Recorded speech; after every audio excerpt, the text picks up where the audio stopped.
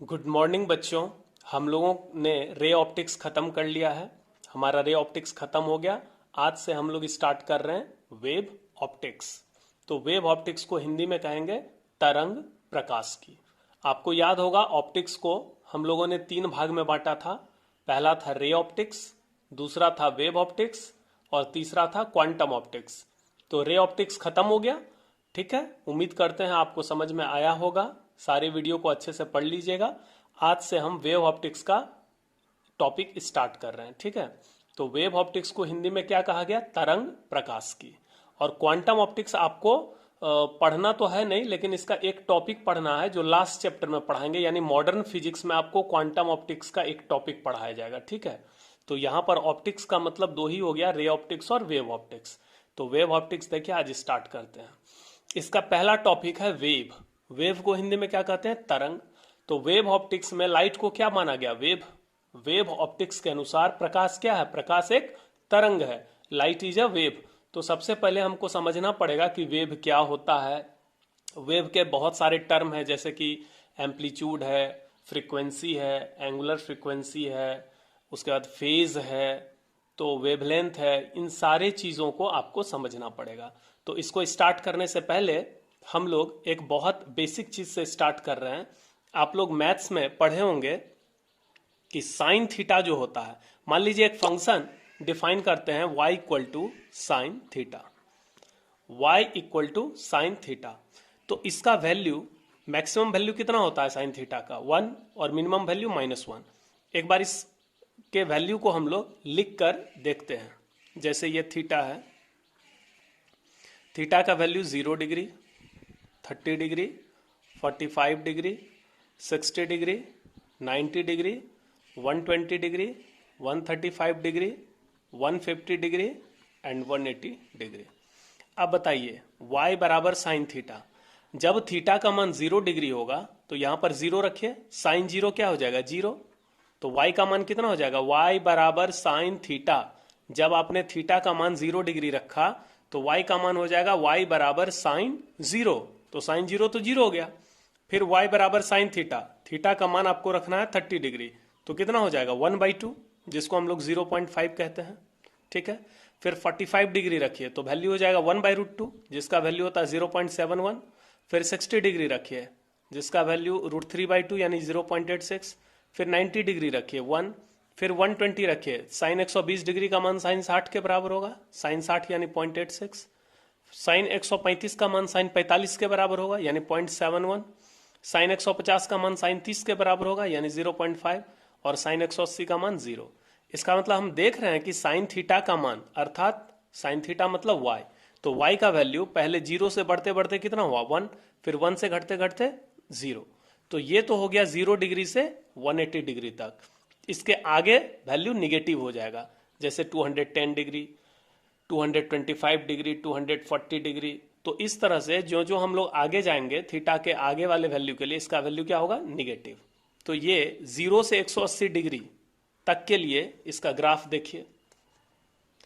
तो sign theta का अधिकतम मान कितना हो गया? 1, और न्यूनतम मान -1। इसका ग्राफ कुछ ऐसा होता है।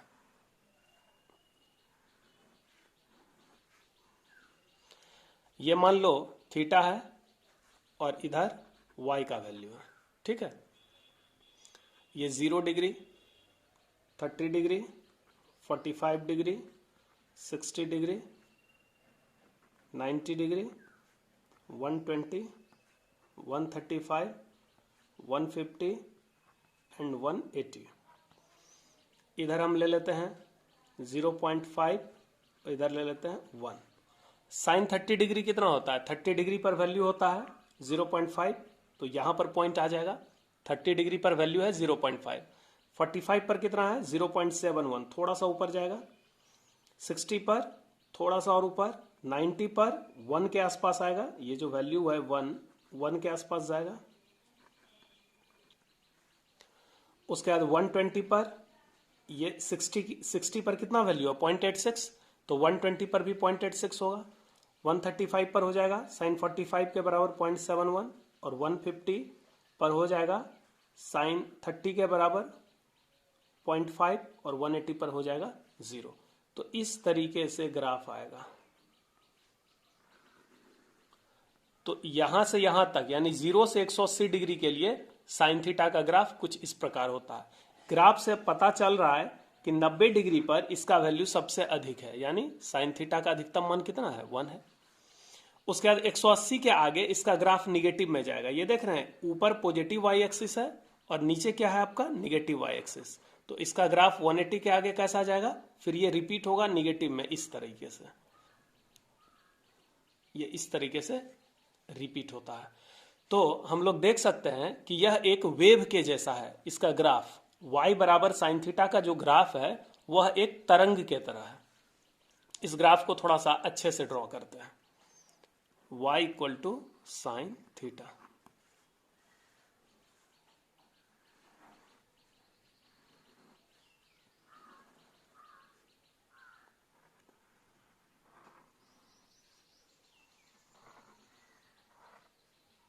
ये y हो गया और ये थीटा हो गया। तो ये जो ग्राफ है ये किसका ग्राफ है, किस फंक्शन का ग्राफ है, y equal to sine theta. आप देख रहे हैं इसका वैल्यू मैक्सिमम वैल्यू कितना लिया गया है, 1, y का अधिकतम मान 1 और इसका मिनिमम वैल्यू कितना है, -1। यहां से यहां तक ये 0 डिग्री है स्टार्टिंग पॉइंट, ये मैक्सिमम वैल्यू कितने पर है, 90 डिग्री। फिर उसके बाद आपका आ गया 180 डिग्री। उसके बाद ये वाला जो देख रहे हैं ये 270 डिग्री है और ये वाला कितना हो गया, 360 डिग्री, यानी 360 डिग्री में इसका एक पूरा चक्कर लग गया। यहां से यहां तक ये देख रहे हैं ये पोर्शन, ये हाफ साइकिल कहलाता है, यानी आधा चक्र। ये हाफ साइकिल कितना डिग्री हो गया, 180 डिग्री, और बाकी ये हाफ साइकिल हो गया 180 से 360। तो एक कंप्लीट साइकिल कहां से कहां होगा, यहां से लेकर यहां तक, ये कंप्लीट साइकिल है। और एक पूरा चक्र जो लगता है वो 360 डिग्री का होता है। एक पूरा साइकिल कितने डिग्री का होता है, 360 डिग्री। आप सर्किल में समझिए, ये ट्रिगोनोमेट्री में आप लोगों ने पढ़ा होगा कि यहां पर 0 डिग्री होता है, यहां 90 डिग्री होता है, यहां 180 डिग्री होता है, यहां 270 डिग्री होता है और यहां पर फिर 360 डिग्री होता है। तो इसका मतलब अगर एक पूरा साइकिल लगाया जाए, एक पूरा चक्कर लगाया जाए, तो कितना एंगल से हम लोग घूम जाएंगे। यहां से जैसे स्टार्ट करें, इस पॉइंट से स्टार्ट करें और पूरा एक साइकिल लगाने पर हमको कितना डिग्री घूमना पड़ेगा, 360। 2 साइकिल लगाने पर कितना डिग्री घूमना पड़ेगा, 360 का डबल। 360 का डबल कितना होगा, 720। इस तरीके से 3 साइकिल लगाने पर कितना डिग्री घूमेंगे, तो 360 गुना 3, ये हो जाएगा 1080 डिग्री। तो एक चक्कर लगाने पर 360 डिग्री, 2 चक्कर लगाने पर 720 डिग्री और 3 चक्कर लगाने पर आपका 1080 डिग्री हम घूमते हैं। तो यहां जो वेव है, ये वेव क्या कर रहा है, चक्कर लगा रहा है। देखिए ये एक चक्कर हो गया, फिर ये दूसरा चक्कर हो गया। हम इसमें नेमिंग कर देते हैं O A B C। यहां पर देखिए 3 साइकिल। पहला साइकिल कहां से कहां तक है, O से लेकर A तक, ये फर्स्ट साइकिल हुआ। A से लेकर B तक, ये B देख रहे हैं, ये B। तो A से B ये सेकेंड साइकिल, B से C ये थर्ड साइकिल। साइकिल को हिंदी में चक्र कहते हैं। और एक चक्र कितने डिग्री का, 360 डिग्री। 360 के बाद ये जो दूसरा चक्र है ये 720 यहां पर होगा, 720 डिग्री। और तीसरा जो चक्र हो जाएगा यहां पर, ये पॉइंट C, ये हो जाएगा 1080 डिग्री। तो साइन थीटा का मैक्सिमम वैल्यू 1 हो गया और मिनिमम वैल्यू -1। ये जो मैक्सिमम वैल्यू 1 है इसी को हम लोग एम्पलीट्यूड कहते हैं। क्या कहते हैं, एम्पलीट्यूड। एम्पलीट्यूड को हिंदी में कहा जाएगा आयाम। एम्पलीट्यूड को क्या कहते हैं, आयाम। तो y का जो अधिकतम मान है, आप ग्राफ से देखिए, जो जो थीटा बदल रहा है, यहां x एक्सिस पर क्या लिया गया है, थीटा। ध्यान से देखिए, ये थीटा x एक्सिस पर लिया गया है और y एक्सिस पर किसका वैल्यू है, y का मतलब साइन थीटा का मान। तो थीटा जो जो बदलेगा y का मान बदलेगा, अर्थात साइन थीटा बदलेगा। तो थीटा का मान जब 90 है तो y का मान 1 है, थीटा का मान जब 180 है तो y का मान 0 है, थीटा का मान जब 270 है तो y का मान -1 है। तो इस तरह से थीटा के अलग अलग मानों के लिए y का अलग अलग मान प्राप्त होगा। तो यह जो ग्राफ है, यह ग्राफ कैसा है, एक वेव के जैसा है। अब मान लीजिए y बराबर 2 साइन थीटा का ग्राफ खींचना हो। किसका ग्राफ खींचना हो, y बराबर 2 साइन थीटा। तो 2 साइन थीटा के आने से यहां पर पहले क्या था, सिर्फ साइन थीटा था, अब क्या आ गया 2 साइन थीटा, तो वैल्यू डबल हो जाएगा। यानी पहला वैल्यू 0 डिग्री रखिए यहां, तो थीटा के जगह अगर 0 रखेंगे तो साइन 0 0, तो 2 इंटू 0 0, तो 0 पर 0 रहेगा। लेकिन 90 पर क्या हो जाएगा, तो साइन 91, 2 इंटू 1 2, तो इसका मैक्सिमम वैल्यू 2 हो जाएगा। इसका मैक्सिमम वैल्यू कहां चला गया, 2 पर। उसी तरह से 180 डिग्री रखे तो साइन 180 कितना होता है 0, 2 इंटू 0 0, तो 180 पर 0, 270 पर कितना होता है -1, इसको 2 से मल्टीप्लाई हो जाएगा तो ये -2, यानी ये ग्राफ का एम्पलीट्यूड बढ़ जाएगा। ये किसका ग्राफ हो गया, 2 साइन थीटा का। तो इसका मतलब y बराबर 2 साइन थीटा एंड y बराबर साइन थीटा, दोनों के ग्राफ में क्या फर्क है, what is the difference between y equal to sine theta and y equal to 2 sine theta. तो फर्क है इसके एम्पलीट्यूड का, y equal to sine theta, इसका एम्पलीट्यूड यहाँ क्या है 1 है, लेकिन y equal to 2 sine theta, इसका एम्पलीट्यूड कितना है 2 है एम्पलीट्यूड। एम्पलीट्यूड किसको कहते हैं, एम्पलीट्यूड कहते हैं y के मैक्सिमम वैल्यू को। यहाँ जो जो थीटा बदल रहा है y का वैल्यू बढ़ रहा है, बढ़ते बढ़ते कितना हो गया 90 डिग्री पर इसका मैक्सिमम मान हो गया 2, उसके बाद y का मान घटते घटते 0, फिर और घटते घटते कितना हो गया -2। यहाँ पर ये वाला जो है ये सबसे मिनिमम वैल्यू है जो कितना है -2। अगर ग्राफ खींचना हो y बराबर 3 साइन थीटा का, तो इसका एम्पलीट्यूड कहां तक जाएगा, अगर हमको ग्राफ खींचना हो y equal to 3 sine theta, तो इसका ग्राफ कैसे खींचेंगे, तो y बराबर साइन थीटा का जैसा ग्राफ खींचेंगे ठीक वैसा ही ग्राफ इसका होगा, फर्क होगा एम्पलीट्यूड का। इसका जो मैक्सिमम वैल्यू होगा, इसका मैक्सिमम वैल्यू होगा 3, क्योंकि साइन थीटा का अधिकतम मान 1 होता है, तो 3 इंटू 1 कितना हो जाएगा 3, इसका मिनिमम वैल्यू कितना हो जाएगा -3। ठीक है, यहां पर y और यहां पर थीटा। इतना बात समझ में आ रहा है। अब देखिए कोई भी जो वेव होता है, ये वेव इसका काम होता है चक्कर लगाना, ये चक्कर लगा रहा है, तो चक्कर लगाने में इसको कुछ टाइम भी तो लगता होगा। जैसे कोई तरंग, कोई वेव है जिसको एक चक्कर लगाने में 1 सेकंड लग रहा, कोई दूसरा वेव है जिसको एक चक्कर लगाने में 2 सेकंड लग रहा, कोई तीसरा वेव है जिसको एक चक्कर लगाने में 3 सेकंड लग रहा है। ये किस पर डिपेंड करता है, वेव के स्पीड पर। जितना हाई स्पीड होगा उसको उतना कम टाइम लगेगा एक चक्कर लगाने में, और जितना स्लो स्पीड होगा, धीरे धीरे तरंग चलेगा, उसको एक चक्कर लगाने में उतना ज्यादा टाइम लगेगा। तो अलग अलग वेव को अलग अलग टाइम लग सकता है चक्कर लगाने में। यहां पर देखिए यहां से यहां तक ये हाफ साइकिल हुआ और फिर यहां से यहां तक हाफ, तो एक पूरा चक्कर लगाने में, ध्यान से सुनिए, एक पूरा चक्कर लगाने में जितना समय लगता है किसी भी वेव को, उसको हम लोग टाइम पीरियड कहते हैं। क्या कहते हैं, टाइम पीरियड। टाइम पीरियड को कैपिटल टी से डिनोट करते हैं। टाइम पीरियड को हिंदी में क्या कहा गया, आवर्तकाल। टाइम पीरियड को हिंदी में क्या कहते हैं, आवर्तकाल। इसको किससे डिनोट करते हैं, कैपिटल टी से। तो टाइम पीरियड किसको कहेंगे, टाइम पीरियड कहा गया एक आवर्त। आवर्त का मतलब होता है चक्कर, और काल का मतलब समय, यानी एक चक्कर लगाने में जो टाइम लगे उसको हम टाइम पीरियड कहते हैं। Time taken to complete one cycle is called time period. तो यहां पर देखिए यहां से यहां तक एक चक्कर लगाने में कितना टाइम लगेगा, उसको हम लोग कैपिटल टी कहेंगे। ओ से लेकर ए तक, ओ से लेकर ए तक ये जो एक साइकिल लगा है, इस एक साइकिल लगाने में जो टाइम लगता है उसको कैपिटल टी कहेंगे। ए से लेकर बी तक, यहां पर भी एक साइकिल लगाने में टी लगेगा, तो टोटल यहां से यहां कितना टाइम हो गया 2t। 2 साइकिल लगाने में कितना टाइम लग जाएगा 2t। 3 चक्कर लगाने में कितना टाइम लग जाएगा 3t। यानी वेव करता क्या है, तो वेव का काम है चक्कर लगाना। ये साइकिल लगाता है, और साइकिल जब लगाएगा, चक्कर जब लगाएगा, तो इसको टाइम लगेगा, कुछ टाइम लगेगा ना। तो एक साइकिल लगाने में लगे समय को हम क्या कहेंगे, टाइम पीरियड। अब देखिए फ्रीक्वेंसी, फ्रीक्वेंसी को हिंदी में क्या कहते हैं, आवृत्ति। फ्रीक्वेंसी, फ्रीक्वेंसी को क्या कहा गया, आवृत्ति। फ्रीक्वेंसी 2 टाइप का होता है। फ्रीक्वेंसी कितने टाइप का होता है, 2 टाइप का होता है। एक हो गया आपका लीनियर फ्रीक्वेंसी, फ्रीक्वेंसी 2 टाइप का होता है। लीनियर फ्रीक्वेंसी को एफ से डिनोट करते हैं, और एक हो गया एंगुलर फ्रीक्वेंसी। इसको हम लोग डिनोट करते हैं ओमेगा से। फिर से देखिए फ्रीक्वेंसी, फ्रीक्वेंसी को हिंदी में क्या कहेंगे, आवृत्ति।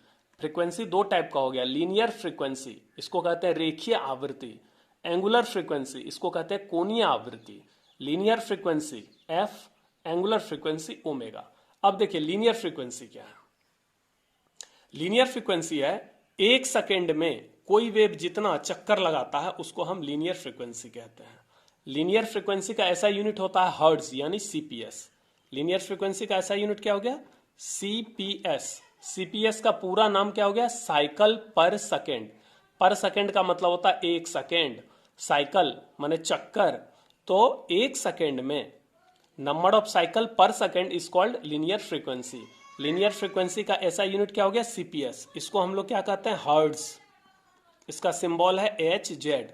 एच जेड मतलब हर्ट्ज, हर्ट्ज का मतलब होता है सीपीएस। ठीक है, जैसे मान लीजिए किसी वेव का लीनियर फ्रीक्वेंसी है 5 हर्ट्ज, तो 5 हर्ट्ज का मतलब क्या समझना है, 5 सीपीएस। 5 सीपीएस का मतलब 5 साइकिल यानी 5 चक्कर लग रहा पर सेकेंड यानी एक सेकेंड में, तो एक सेकेंड में 5 चक्कर लगाएगा वेव।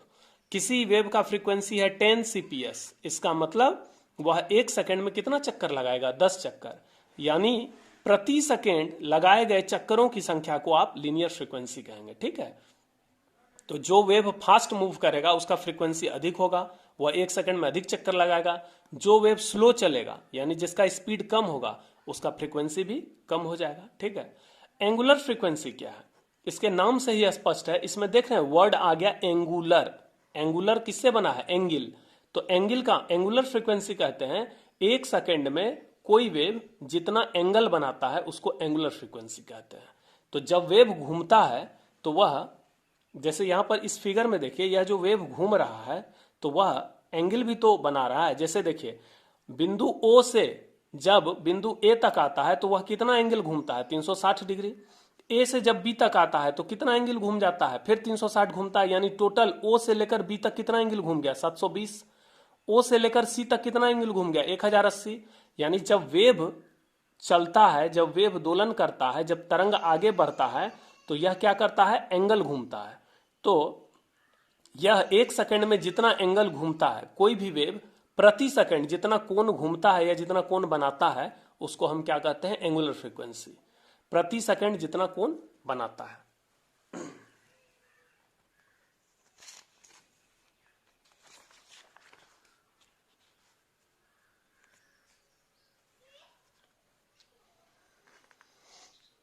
तो linear frequency F, linear frequency का ऐसा यूनिट क्या हो गया, सीपीएस या हर्ट्ज। ठीक है, और एंगुलर फ्रीक्वेंसी का ऐसा यूनिट क्या होता है, रेडियन पर सेकेंड, रेडियन पर सेकेंड।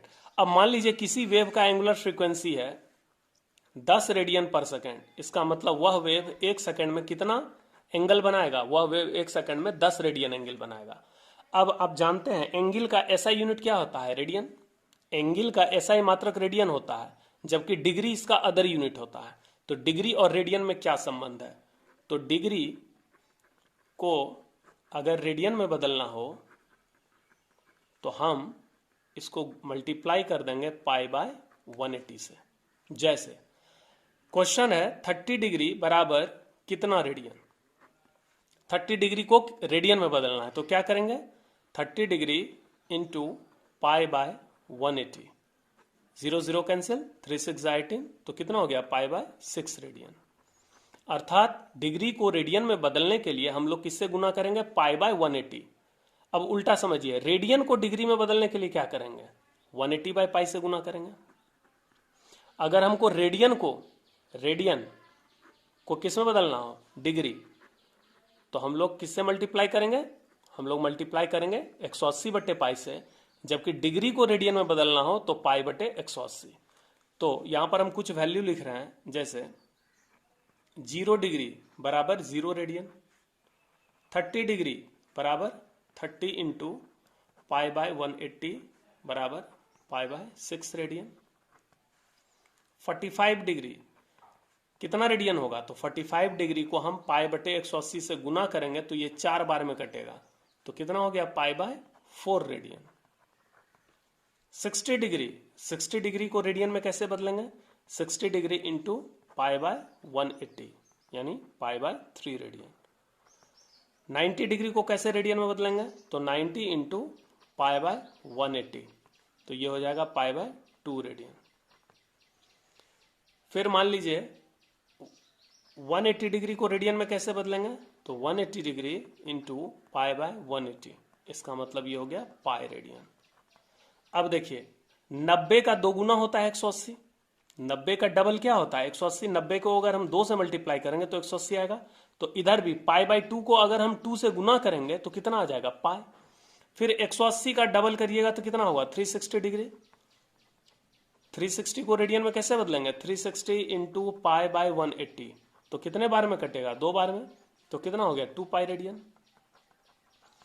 इसका मतलब एक पूरा चक्कर, एक पूरा साइकिल जो लगता है किसी तरंग के द्वारा, जैसे कोई वेव है जो एक पूरा चक्कर बनाता है, ठीक है, एक पूरा चक्कर घूमता है, तो एक चक्कर में वह कितना एंगल घूमता है? वह एंगल घूमता है 360 डिग्री यानी 2 पाई रेडियन।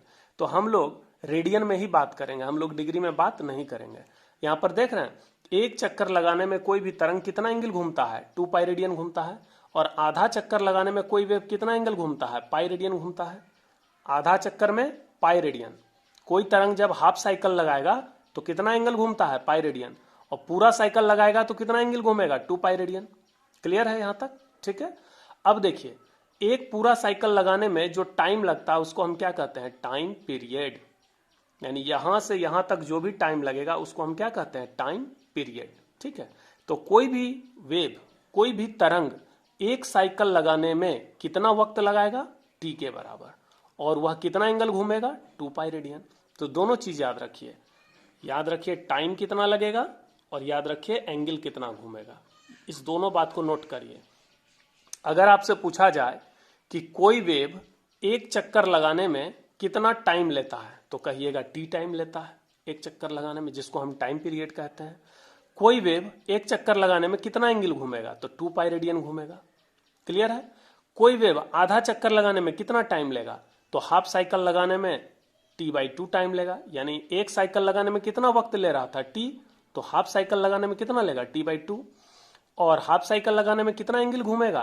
तो भाई पूरा चक्कर लगाने में 2 पाई घूम रहा था तो आधा चक्कर लगाने में पाई रेडियन घूमेगा। पाई रेडियन का मतलब हो गया 180 डिग्री घूमेगा। तो ये सारी चीज को याद रखना। अब चलते हैं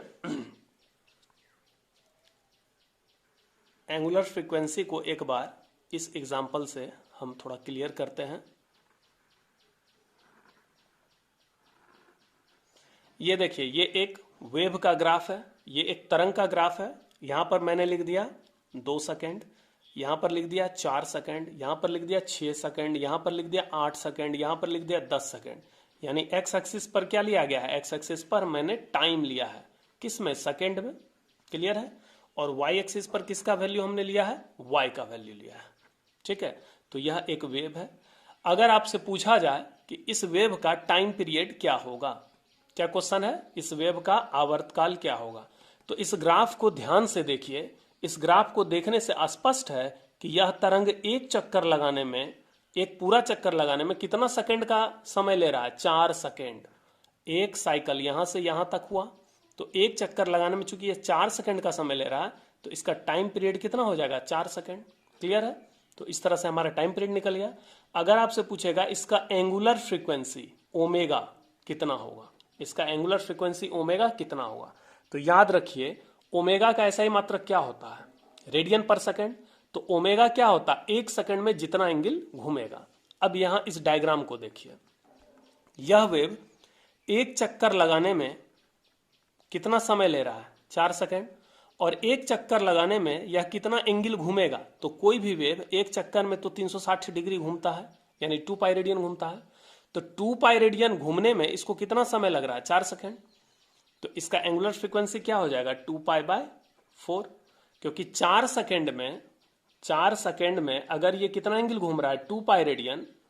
कोई वेव अगर 4 सेकंड में 2 पाई रेडियन घूम रहा है तो 1 सेकंड में कितना घूमेगा? 1 सेकंड में घूमेगा 2 pi by 4, 2 pi by 4 radian पर सेकंड। यानी इसका एंगुलर फ्रीक्वेंसी हो जाएगा पाई बाय 2 रेडियन पर सेकंड।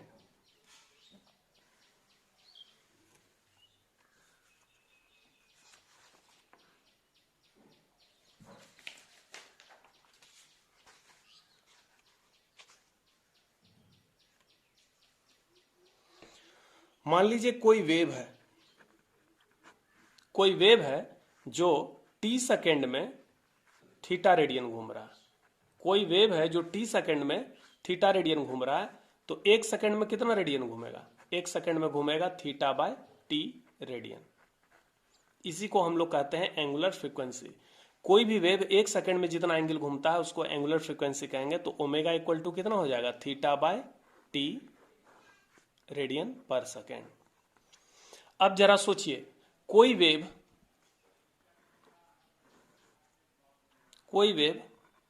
एक पूरा साइकिल लगाने में कितना टाइम लेता है? टी, और इतने टाइम में वह कितना एंगल घूमता है? 2 पाई। तो जरा सोचिए, कोई भी वेव एक टाइम पीरियड में कितना एंगल घूमता है? तो टी सेकेंड में घूमता है 2 पाई रेडियन, जहां कैपिटल टी ये क्या है? आवर्त काल।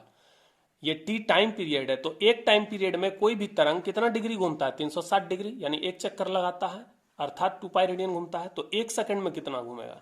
1 सेकेंड में घूमेगा 2 पाई बाय टी रेडियन पर सेकेंड। तो ओमेगा का पहला फॉर्मूला क्या हो गया? थीटा बाई टी, जहां थीटा एंगल है और टी टाइम है, कि टी सेकेंड में अगर कोई तरंग थीटा रेडियन घूमता है तो 1 सेकेंड में कितना घूमेगा? Theta by T. अब देखिए, कैपिटल टी ये टाइम पीरियड है, जबकि ये टी क्या है? ये जनरल टाइम है, ये कोई भी टाइम हो सकता है, जबकि ये टाइम पीरियड है। एक टाइम पीरियड में कितना रेडियन घूमता है? 2 पाई। तो 1 सेकेंड में कितना घूमेगा? 2 पाई बाई टी। तो ओमेगा का दूसरा फॉर्मूला क्या हो गया? 2 पाई बाय टी रेडियन पर सेकेंड। ये दूसरा फॉर्मूला। ओमेगा का एक तीसरा फॉर्मूला, हम जानते हैं कि टाइम पीरियड और लीनियर फ्रीक्वेंसी एक दूसरे का उल्टा होता है। टाइम पीरियड और लीनियर फ्रीक्वेंसी, फ्रीक्वेंसी तो दो टाइप का होता है, एक होता है लीनियर फ्रीक्वेंसी एफ और दूसरा होता है एंगुलर फ्रीक्वेंसी ओमेगा। फिर से सुनिए, फ्रीक्वेंसी कितने टाइप का होता है? तो फ्रीक्वेंसी दो टाइप का होता है, एक हो गया लीनियर फ्रीक्वेंसी एफ और दूसरा हो गया angular frequency omega. Linear frequency F का ऐसा यूनिट क्या होता है? सीपीएस या हर्ट्ज। एंगुलर फ्रीक्वेंसी का ऐसा यूनिट क्या होता है? रेडियन पर सेकेंड। लीनियर फ्रीक्वेंसी क्या बताता है कि 1 सेकेंड, ये पीएस का मतलब पर सेकेंड, 1 सेकेंड में जितना साइकिल लगाएगा उसको लीनियर फ्रीक्वेंसी कहते हैं, जबकि 1 सेकेंड में जितना एंगल घूमेगा उसको एंगुलर फ्रीक्वेंसी कहते हैं। ठीक है, तो फ्रीक्वेंसी, ये जो लीनियर फ्रीक्वेंसी है, लीनियर फ्रीक्वेंसी को हम लोग सिंपली फ्रीक्वेंसी भी कहते हैं। तो ये जो आपका फ्रीक्वेंसी है अर्थात लीनियर फ्रीक्वेंसी है, वह टाइम पीरियड का क्या होता है? उल्टा। इसको भी हम प्रूफ करके दिखाते हैं। मान लीजिए एक वेव है जिसका टाइम पीरियड है 5 second. If time period equal to 5 second then linear frequency equal to 1। अगर किसी वेव का टाइम पीरियड 5 सेकेंड है तो उसका लीनियर फ्रीक्वेंसी क्या होगा? तो जरा सोचिए, टाइम पीरियड 5 सेकेंड है, इसका मतलब एक साइकिल लगाने में उसको कितना समय लग रहा है? 5 सेकेंड। टाइम पीरियड को हिंदी में क्या कहते हैं? आवर्त काल, यानी एक साइकिल लगाने में जो समय लगे। तो एक साइकिल लगाने में इसको 5 सेकेंड लग रहा है। तो जब सोचिए 5 सेकेंड में ये कितना साइकिल लगा रहा है? एक साइकिल। तो 1 सेकेंड में कितना लगाएगा? 1 सेकेंड में ये 5 कहां जाएगा? नीचे, 1/5 साइकिल। अगर कोई वेव 5 सेकेंड में एक साइकिल लगा रहा है तो 1 सेकेंड में कितना साइकिल लगाएगा? 1/5 साइकिल। तो 1 सेकेंड में वह जितना साइकिल लगाएगा उसी को एफ कहते हैं। तो एफ बराबर कितना हो गया? एफ इक्वल टू हो गया 1/5 साइकिल पर सेकेंड, यानी 1/5 हर्ट्ज हो गया। 1/5 सीपीएस कहिए या 1/5 हर्ट्ज कहिए। तो देख रहे हैं, अगर टाइम पीरियड 5 सेकेंड होगा तो लीनियर फ्रीक्वेंसी 1/5 हर्ट्ज होगा। अगर टाइम पीरियड 5 सेकेंड होगा तो लीनियर फ्रीक्वेंसी 1/5 हर्ट्ज होगा, यानी दोनों एक दूसरे का उल्टा हो गया। अगर टाइम पीरियड 10 सेकेंड होगा तो जरा सोचिए लीनियर फ्रीक्वेंसी कितना होगा? 1/10 हर्ट्ज होगा। टाइम पीरियड अगर 10 सेकेंड होगा तो लीनियर फ्रीक्वेंसी 1/10 हर्ट्ज होगा। तो यहां पर देखा जाए तीसरा फॉर्मूला, ओमेगा इक्वल टू 2 पाई, ये 1/t को हम लोग क्या कहते हैं? t बराबर 1/f। यहां से f को ऊपर करिए और t को नीचे करिए तो यहां से मिलेगा t बराबर 1/f से क्या मिलेगा? f equal to 1/t। Time period और फ्रीक्वेंसी एक दूसरे का उल्टा होता है। टाइम पीरियड t बराबर 1/f और f बराबर 1/t। तो यहां इस फॉर्मूला में 1/t को हम f लिख सकते हैं। तो ओमेगा का एक तीसरा फॉर्मूला मिल गया 2πf।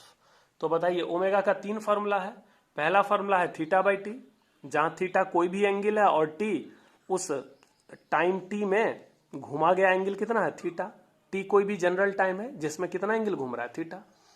जबकि दूसरा फॉर्मूला क्या है 2 पाई बाई टी, ये टी स्पेशल टाइम है जिसको हम टाइम पीरियड कहते हैं, और हम जानते हैं किसी भी टाइम पीरियड में वेव कितना एंगल घूमता है 2 पाई। तो थीटा के जगह कितना आ गया 2 पाई रेडियन, और ये टाइम के जगह कैपिटल टी, क्योंकि एक टाइम पीरियड में 2 पाई रेडियन ही घूमता है। और 1/t को क्या कहते हैं एफ। तो ओमेगा का 3 formula, theta by T, 2 pi by T, 2 pi F. Clear है। अब यहां से देखिए, अगर कोई वेव टी सेकेंड में थीटा रेडियन घूमता है तो 1 सेकेंड में कितना रेडियन घूमेगा थीटा बाई टी। तो 1 सेकेंड में जितना एंगल घूमता है यानी जितना रेडियन घूमता है उसको हम ओमेगा कहते हैं। तो ओमेगा बराबर थीटा बाई टी, तो यहां से थीटा बराबर क्या लिखेंगे ओमेगा इंटू टी। इस दोनों को अगर हम मल्टीप्लाई करें तो यहां से हमको थीटा का मान कितना मिल जाएगा ओमेगा टी। थीटा का वैल्यू क्या मिल गया ओमेगा टी। अब यहां पर ध्यान से देखिए,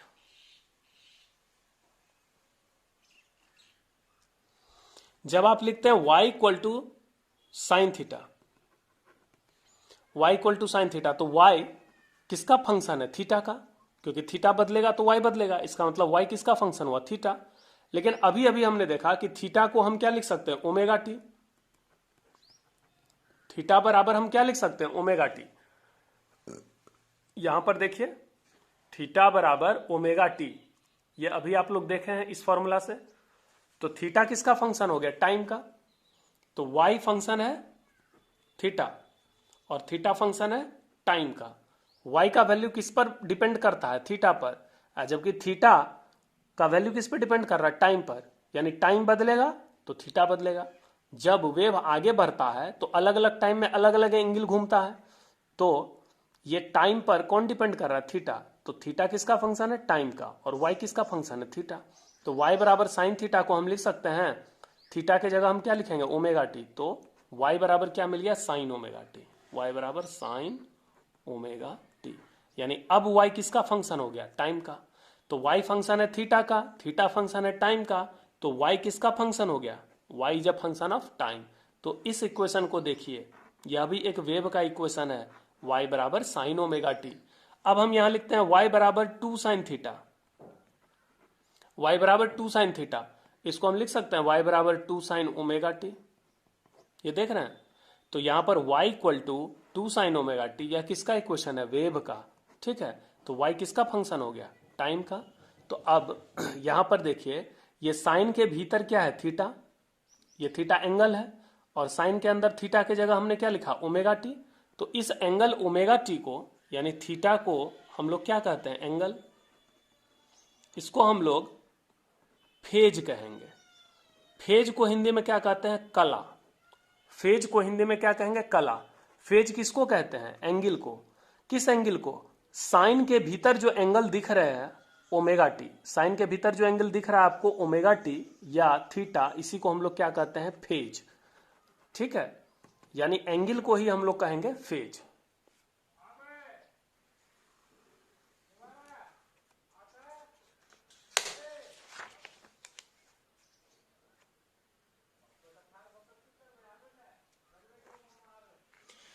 standard equation of a wave, किसी वेव का स्टैंडर्ड इक्वेशन होता है y equal to a sine omega t. किसी वेव का स्टैंडर्ड इक्वेशन क्या है y equal to a sine omega t, जबकि जनरल इक्वेशन क्या है y equal to a sine omega t plus five. यहां पर देखिए याद रखिए, किसी भी वेव का स्टैंडर्ड इक्वेशन हम क्या लेते हैं y equal to a sine omega t. ये ओमेगा टी क्या है, ये ओमेगा टी थीटा है, इसी को हम फेज कहते हैं। और जनरल इक्वेशन क्या लेते हैं y equal to a sine omega t plus five. यहां देख रहे हैं, यहां साइन के भीतर ओमेगा टी प्लस फाइव लिखा हुआ है, तो यहां पर टोटल एंगल कितना हो गया ओमेगा टी प्लस फाइव। जैसे साइन के भीतर आप लिखते हैं ना 60 डिग्री प्लस 30 डिग्री, इसका मतलब ओमेगा टी क्या है ओमेगा टी भी एंगल है और फाइव क्या है ये भी एंगल है, और दोनों एंगल के बीच प्लस है, तो दोनों एंगल को जब जोड़ेंगे तो एंगल मिलेगा। तो इस पूरे एंगल को हम क्या कहेंगे फेज। और यहां पर ओमेगा टी को क्या कहेंगे फेज। तो और ये इसको पढ़िए y equal to a sine omega t. Omega t को क्या कहेंगे? थीटा। तो y बराबर ए साइन थीटा, और साइन थीटा का अधिकतम मान 1 होता है, तो y का मैक्सिमम वैल्यू क्या हो गया? a। तो ये a क्या कहलाएगा? एम्पलीट्यूड। ये a क्या है? एम्पलीट्यूड। यहां पर भी देखें साइन, साइन के भीतर जो ये पूरा एंगल है इसको हम क्या कहेंगे? थीटा। साइन के भीतर जो भी एंगल है इसको अगर हम थीटा कहें तो इसको क्या पढ़ेंगे? y बराबर ए साइन थीटा। तो y का मैक्सिमम वैल्यू कितना हो जाएगा? a। y के मैक्सिमम वैल्यू को a से डिनोट करते हैं, जिसको क्या कहते हैं? एम्पलीट्यूड। एम्पलीट्यूड को हिंदी में क्या कहेंगे? आयाम। ठीक है। अब एक टर्म रह गया वेव लेंथ। वेव लेंथ को किससे डिनोट करते हैं? Lambda. Wave length. Wave length को हिंदी में क्या कहते हैं? तरंग दैर्घ्य, या इसको तरंग लंबाई भी कहते हैं। इसका सिंबल क्या है? लैम्डा। वेव लेंथ यानी एक वेव के लेंथ को वेव लेंथ कहते हैं। कितने वेव के लेंथ को वेव लेंथ कहेंगे? एक वेव के। ये हो गया हाफ वेव और ये हो गया हाफ वेव। तो यहां से यहां तक क्या हो गया? एक कंप्लीट वेव हो गया। इस कंप्लीट वेव का जो लंबाई होगा यानी बिंदु O से लेकर बिंदु A के बीच का जो दूरी होगा, ये डिस्टेंस, इसी को हम कहेंगे लैम्डा। एक वेव के लेंथ को वेवलेंथ कहेंगे। आधा वेव का लेंथ कितना होगा? अगर आधा वेव हो तो इसका लेंथ कितना हो जाएगा? Lambda by 2। अगर दो वेव हो, 1 2, तो यहां से यहां तक टोटल लेंथ कितना हो जाएगा? 2 लैम्डा। जरा सोचिए, एक वेव का लेंथ लैम्डा, आधा वेव का लेंथ लैम्डा बाई 2 और दो वेव का लेंथ 2 लैम्डा। उसी तरह से 3 तरंग की लंबाई 3 लैम्डा, 4 तरंग की लंबाई 4 लैम्डा। तो लैम्डा क्या है? एक वेव का लेंथ। लैम्डा इसका ऐसा ही मात्रक क्या हो जाएगा? मीटर। चूंकि ये लंबाई है, एक तरंग की लंबाई को तरंग दैर्घ्य कहते हैं, तो इसका ऐसा यूनिट क्या हो जाएगा? मीटर। ठीक है। अब यहां पर एक बार देख लीजिए कि किसी भी वेव का स्टैंडर्ड इक्वेशन क्या होता है? y equal to a sine omega t. And general equation क्या होता है? y equal to a sine omega t plus phi. यहां जो एंगल है ओमेगा टी, इसी को हम लोग फेज कहेंगे, और इस इक्वेशन में जो एंगल है ओमेगा टी प्लस फाई, इसको फेज कहेंगे। तो एक बार जनरल इक्वेशन पर आते हैं।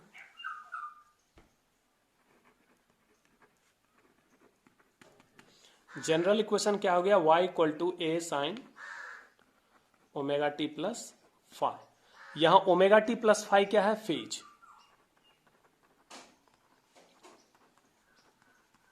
Phase at time t is equal to omega t plus phi. यहां जो ओमेगा टी प्लस फाई है, साइन के भीतर आप क्या देख रहे हैं? Omega t plus phi. इस एंगल को, साइन के भीतर तो हमेशा एंगल होता है, तो इस एंगल को ही हम लोग क्या कहेंगे? फेज। ये कितने टाइम का फेज है? t, क्योंकि यहां पर t लिखा हुआ है। अगर आपसे पूछे कि 2 सेकंड पर फेज का मान निकालें, तो 2 सेकंड के लिए t का मान 2 रखेंगे। पुट t इक्वल टू 2, तो आपको फेज कितना मिलेगा? ओमेगा इंटू टी के जगह 2 प्लस फाइव बराबर 2 ओमेगा प्लस फाइव। तो ये फेज का वैल्यू कितने सेकंड पर हो गया? ये फेज का वैल्यू हो गया 2 सेकंड पर। Put t equal to 3 second. Phase का मान कितना हो जाएगा? ओमेगा इंटू टी के जगह क्या हो जाएगा? 3 प्लस 5, यानी 3 ओमेगा प्लस 5। 4 सेकंड पर निकाल सकते हैं। तो बताइए टी टाइम पर फेज का वैल्यू कितना हो गया? Omega t plus 5। अगर आपको पूछेगा इनिशियल फेज, इनिशियल फेज यानी आरंभिक कला। इनिशियल का मतलब आरंभिक, फेज का मतलब कला। तो इनिशियल फेज, फेज का मान टी समय पर कितना है? Omega t plus 5। तो 1 सेकंड पर निकालना हो तो टी के जगह 1, 2 सेकंड पर निकालना हो टी के जगह 2, 3 सेकंड पर निकालना हो टी के जगह 3।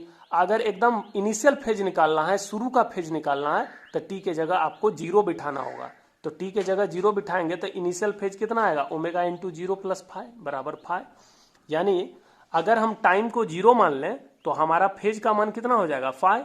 इस 5 को कहते हैं इनिशियल फेज। 5 को कौन सा फेज कहेंगे? 5 को कहते हैं इनिशियल फेज। इनिशियल फेज का मतलब होता है आरंभिक कला। इनिशियल फेज का मतलब आरंभिक कला। तो यहां तक तो कुछ टर्म सब जो है वेव से रिलेटेड वो हमने क्लियर करने की कोशिश की है। एक बार अब इसको स्टार्टिंग से देख लेते हैं कि क्या सब पढ़े हैं।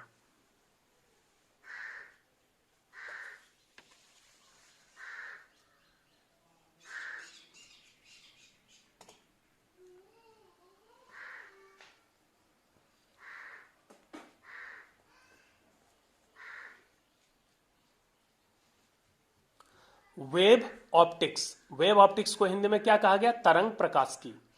यह एक वेव का ग्राफ दिखाया गया है, देख पा रहे हैं आप डायग्राम में। यहां वाई एक्सिस पर वाई का मान लिया गया है और एक्स एक्सिस पर टाइम का मान लिया गया है।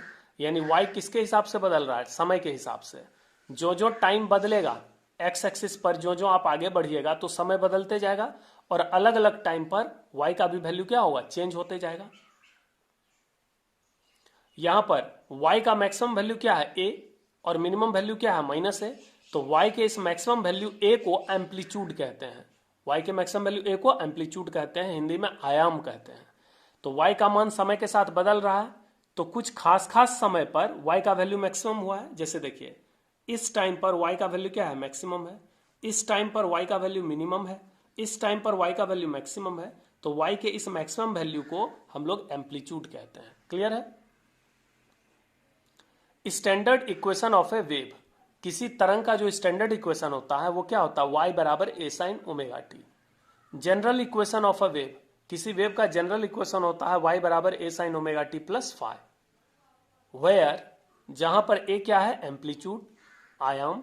ओमेगा क्या है? एंगुलर फ्रीक्वेंसी यानी कोणीय आवृत्ति। इस ओमेगा का ऐसा ही मात्रक रेडियन पर सेकेंड होता है। इसके नाम में क्या है? Angle, angular. तो एंगुलर का मतलब एक सेकंड में जितना एंगल घूमेगा यानी रेडियन पर second. Omega t plus five, यहां देख रहे हैं जनरल इक्वेशन में ये जो एंगल है ओमेगा टी प्लस फाइव, इसको क्या कहेंगे? फेज। फेज को हिंदी में क्या कहते हैं? कला। फेज का मतलब एंगल होता है, ध्यान दीजिए, फेज का मतलब एंगल। जैसे स्टैंडर्ड इक्वेशन के लिए फेज का वैल्यू है ओमेगा टी और जनरल इक्वेशन के लिए फेज का वैल्यू है ओमेगा टी प्लस फाइव। तो ये जो फेज है ये किस समय का फेज है? तो फेज एट टाइम टी, ये टी टाइम का फेज हो गया। और फाइव, जब इसमें टी का वैल्यू हम जीरो पुट करेंगे तो ओमेगा गुना जीरो, ये तो जीरो हो गया, तो क्या बचा? फाइव। ये फाइव कहलाएगा इनिशियल फेज। तो इनिशियल फेज कैसे निकालेंगे? आरंभिक कला का मान निकालने के लिए टी का मान जीरो पुट करेंगे। सम टर्म्स यानी कुछ पद।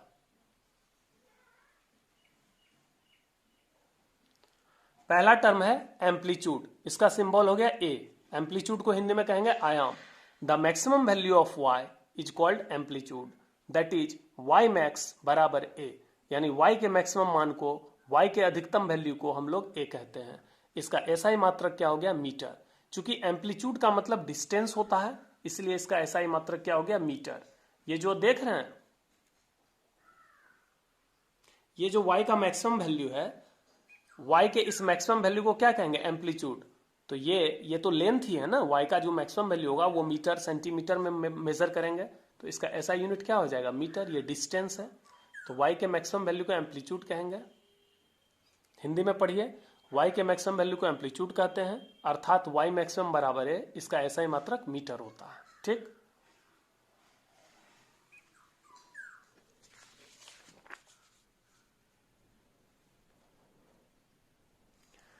सेकेंड क्या है? वेवलेंथ। वेवलेंथ का सिंबल हो गया लेम्डा, हिंदी में कहते हैं तरंग दैर्घ्य। Length of one wave is called wavelength, its SI unit is metre. एक तरंग की लंबाई को तरंग दैर्घ्य कहते हैं, इसका एसआई मात्रक मीटर होता है। ये सब हम क्लियर कर चुके हैं। टाइम पीरियड, आवर्तकाल। Time taken to complete one cycle is called time period, its SI unit is second. यानी एक चक्कर लगाने में लगे समय को आवर्तकाल कहते हैं, इसका ऐसा ही मात्रक सेकेंड होता है। किसी तरंग का टाइम पीरियड है 5 सेकेंड, इसका मतलब वह एक चक्कर लगाने में 5 सेकेंड का वक्त लेगा। किसी का टाइम पीरियड है 10 सेकेंड, यानी एक साइकिल लगाने में 10 सेकेंड लेगा, यानी एक साइकिल लगाने में लगे टाइम को हम लोग टाइम पीरियड कहते हैं। चौथा क्या है? लीनियर फ्रीक्वेंसी, रेखीय आवृत्ति, एफ। नंबर ऑफ साइकिल्स पर second is called linear frequency, it's SI unit is hertz और सीपीएस। सीपीएस का पूरा फॉर्म क्या हो गया? साइकिल पर सेकेंड। तो सीपीएस साइकिल पर सेकेंड, यानी एक सेकेंड में जितना चक्कर लगाएगा, एक सेकेंड में लगाए गए चक्करों की संख्या को लीनियर फ्रीक्वेंसी कहते हैं। इसका ऐसा ही मात्रक हर्ट्ज होता है या सीपीएस होता है। एफ और टी ये दोनों एक दूसरे का उल्टा होता है, इसको अभी हम प्रूफ करके दिखा चुके हैं। एफ बराबर 1/t, टी बराबर 1/f, जहां टी टाइम पीरियड है और एफ लीनियर फ्रीक्वेंसी है। पांचवा क्या है? Angular frequency. एंगुलर फ्रीक्वेंसी का सिंबल क्या हो गया? ओमेगा। इसको हिंदी में कहेंगे कोणीय आवृत्ति। एंगल मेड पर second is called angular frequency, it's SI unit is radian पर सेकेंड। अर्थात एक सेकेंड में बनाए गए कोण को कोणीय आवृत्ति कहते हैं। जब वेव चलता है यानी जब वेव आगे बढ़ता है तो वह अलग अलग टाइम में अलग अलग एंगल घूमता है, तो एक सेकंड में घूमे गए कोण को या एक सेकंड में बनाए गए कोण को हम कोणीय आवृत्ति कहते हैं। इसका ऐसा ही मात्रक है रेडियन पर सेकंड। ओमेगा बराबर 3 फॉर्मूला निकाले थे। एक जनरल फॉर्मूला था थीटा बाई टी, दूसरा फॉर्मूला 2 पाई बाई टी। ये टी टाइम पीरियड है, ध्यान दीजिए, ये जो कैपिटल टी है इसको टाइम पीरियड कहते हैं। और तीसरा फॉर्मूला हो गया 2 पाई एफ, जहां एफ लीनियर फ्रीक्वेंसी है, 1 बाई टी को एफ लिख सकते हैं।